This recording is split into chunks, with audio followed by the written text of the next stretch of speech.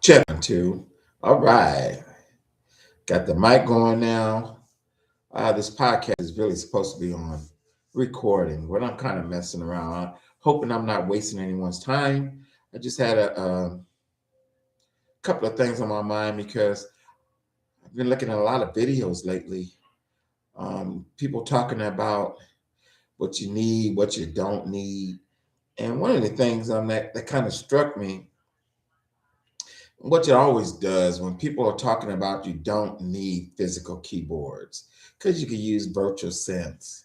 I'm not going to knock virtual synths, but please don't knock physical keyboards because it's like back in the day, a lot of times people were hyping virtual instruments was because they could get it free online, the instruments, okay?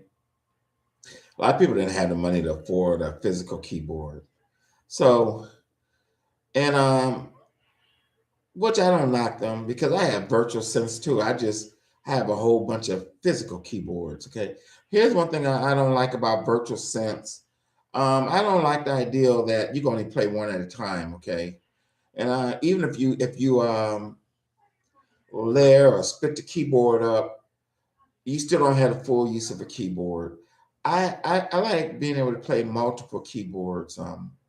Being a keyboard player, and I can't do that. I need a full range of my chords, the full range of the keyboard bed. So that's the problem I have with virtual instruments, and there are a lot of nice ones out there. Again, I have a whole bunch of them myself.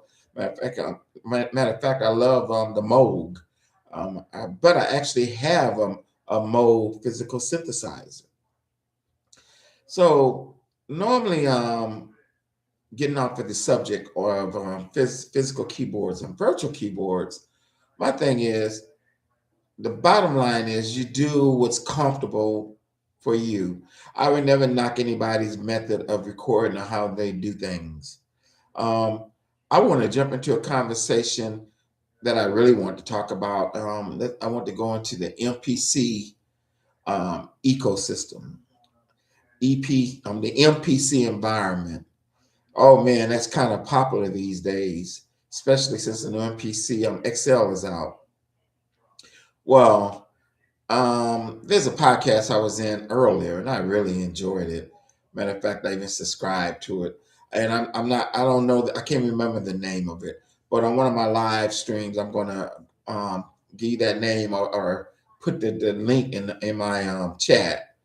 Um, but there's a lot of people that use the MPC. Matter of fact, I don't. Me personally, my thing used to be like, I don't know how you could call yourself having a real studio. You can, but seems to me you have to have an MPC if you have a real, if you consider yourself in having a real studio. And a lot of times people don't use keyboards too because they're using the MPC, which is a monster controller. Monster. I mean, you could control a whole bunch of MIDI gear, a bunch of um, plugins. Oh, the MPC is limitless. But again, I when I used to use my MPC back in the day, I used to MIDI it up to keyboards. And if you don't know what MIDI means, MIDI is you take a MIDI cable, musical instrument, digital interface. I think that's what MIDI stands for. And you could go out from in your keyboards, or you could go out from your audio interface into a module, keyboard module, another keyboard. Then you go out from that other keyboard or module to another keyboard. You could do a daisy chain, and you could play all your instruments. The only thing about it, the instruments you want to be live, you have to turn the volume down on the other ones. You have it going to daisy chain too. And I've always liked MIDI. Well, back in the day, I did.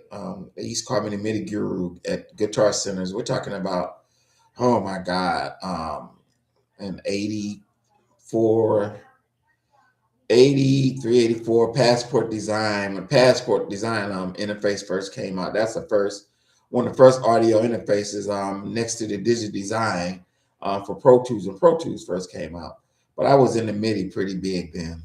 But What I want to say now is that I'm gonna end this stream because what I was really doing was testing my ability to do a live stream because I've never done a live stream on YouTube before. And first, I couldn't get one of my mics to work on my webcam. I'm doing everything is working fine now, but I will be doing another live stream, and I have a whole lot to talk about because I am a musician. I write music all the time. You can look me up on YouTube on the Marcellus Green. I have at least 1,030 videos on YouTube. All 99.9% of my music out of 1,030 are original. I try to write new music at least once or twice a week. I try to post something. You can look me up on Django.com on the internet radio. I like I said, one of the things that relieves me from stress is music, and I'm writing all the time. So I will be talking about that. I have a couple of podcasts out there called Music Talk 101. I think I have like 33 to 35 of them out there. But I will be getting off into that with these live streams, and I appreciate you um, focusing and giving me a minute or two of your time. I'm on Facebook too under Mark Green, MARC Green. And then I have Details Solutions Entertainment Group because I have an IT company called Detail Solutions Computers. So I said I build computers, design computers, I build servers. I've been doing that for at least 39, 40 years in the IT field. So I do music automation. I've been doing this stuff for so long. And I like building computers for video and audio production. So that's one of the things I do too. I need to update my website, but it's www.detailsolutionscomputers.com. Haven't updated it in a while, but you could catch me, like I said, on Facebook, Mark Green, and my entertainment, Detail Solutions Entertainment Group. I have a lot of stars that have attached themselves to that. And I'm on LinkedIn too, under Marcellus Green. So please check me out. And I hope you have a good rest of your evening or morning. Thank you.